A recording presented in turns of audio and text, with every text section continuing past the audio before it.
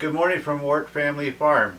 This is part 2 of our series on what to do with your cuttings or how to collect your own small fruit cuttings from the farm. Again, I'm Roger. We're here with Tanner, who's filming, and Shona, who's our production assistant.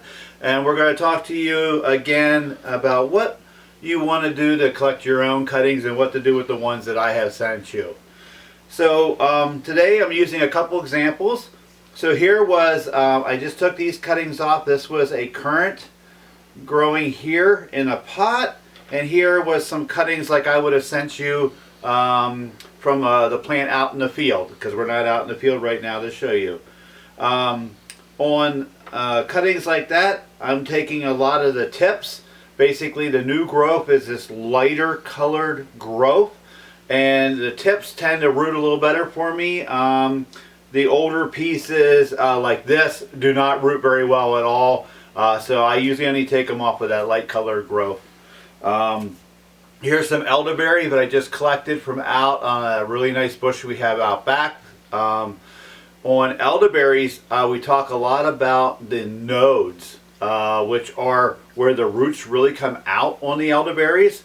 If I was really trying to max out a variety, I would cut off and just use this bottom node below ground, and it'll root out and sprout from there. I'm going to actually make a 2-node cutting, which is going to allow some top growth to come out a little bit sooner.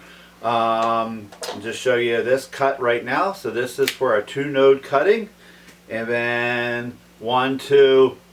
So this is a 2-node cutting also. In our flat, we have perlite, which we talked about in class 1, which is a basically exploded rock. That has a lot of aeration and holds moisture really well. So I will take our current cuttings that I did, and we're going to put them in the Hormex, because the willow water was done just yesterday. It has not released a lot of the rooting properties, which will make the water turn a little bit like a ginger ale kind of color. So I'm just going to use this for today to demonstrate for you guys. Dip, just knock off the extra, no use wasting it. It's expensive material. And I'm just going to put these cuttings in, dip, stick them in the perlite, and I'll show you a couple more. These were the ones I just collected from the field, something about 4 to 6 inches. So off of this, I'm actually going to get 2 pieces. Dip them in, stick them in the perlite. This is going to go on top of the heat mat and just get misted. I don't add a lot of water, just a little bit. Do not forget your tags. So that's going to be, this pot was unknown, so I just marked that unknown current. And now for the elderberries, if you were just sticking these directly outside, same with currants, a lot of people don't use any of the rooting hormone. They'll just stick them into the soil, into a prep bed, but they'll actually dig out the cuttings in the spring. So I'm just going to lightly dip them. Stick them with 1 node under the ground. These all have 1 node out, 1 node buried below. Into this perlite mixture they go. And I'll just do these 4 for right now. And there again, make sure you put your tag in.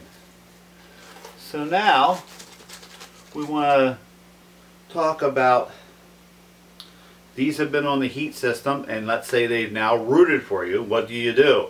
For me, I'm starting early, so I want to actually get a jump start for spring. Maybe you've kept your cuttings in the fridge till March, and you're actually just starting these out in March. Then they can go directly out into the ground after they've rooted. But here's a couple examples. Here's some elderberries that have already rooted in the perlite trays that are already on the bench. So I am going to just lightly take some soil out. This again is that potting soil, the BK25, which will be what I'm going to start these into. I do not want to knock off those really nice white roots.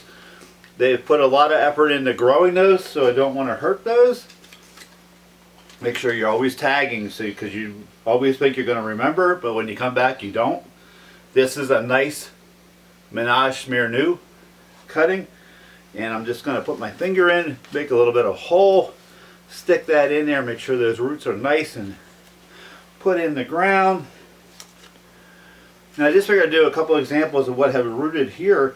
here was a nice black raspberry cutting that has already rooted in the mist system, or in the heat mat system. So these are what I call a deep plug. This tray is what they call a 38. They're probably about 5 inches deep, about 2 inches across the top. Give me lots of root growth. And then basically that plug will come out in the spring, go directly into a 1-gallon pot for finishing in the nursery.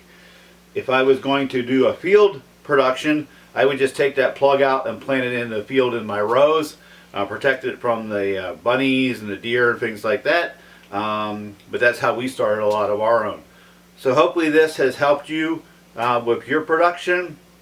Whether you're starting them now or have them in the refrigerator, you can do all the same stuff, or you have the ability to put them directly into the garden and then transplant them out next year once they have rooted. So again, thank you. This has been part 2 of what to do with your cuttings and growing your own small fruit. Thank you.